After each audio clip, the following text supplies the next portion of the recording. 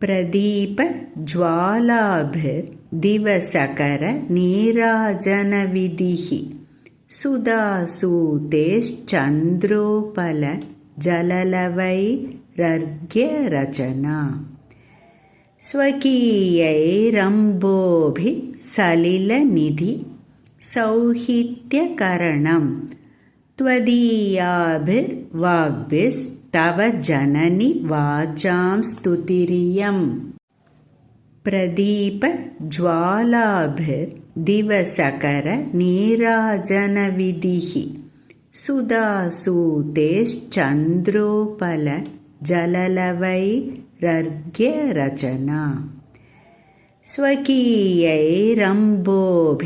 सलिलनिधि சௌஹித்யகரணம் त्वदीयाभिर्वाग्भिस्तव जननि வாச்சாம் ஸ்துதிரியம்.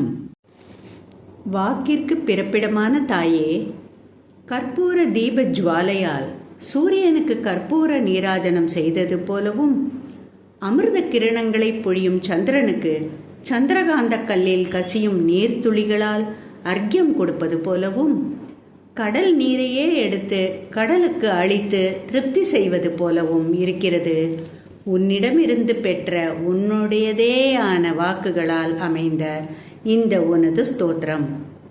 இதுவே இந்த 100வது ஸ்லோகத்தின் பொருள். ஆதிசங்கரர் தெய்வீக அன்னைக்கு ஒரு அழகான தத்துவார்த்த உருவகத்தை அளித்து தனது தலை சிறந்த படைப்பை நிறைவு செய்கிறார்.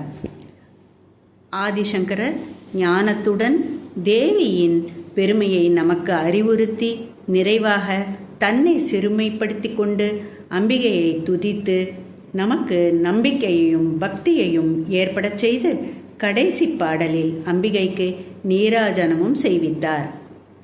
அம்பிகைக்கும் நமது குருவாம் ஆதிசங்கரருக்கும் நமஸ்காரங்கள்.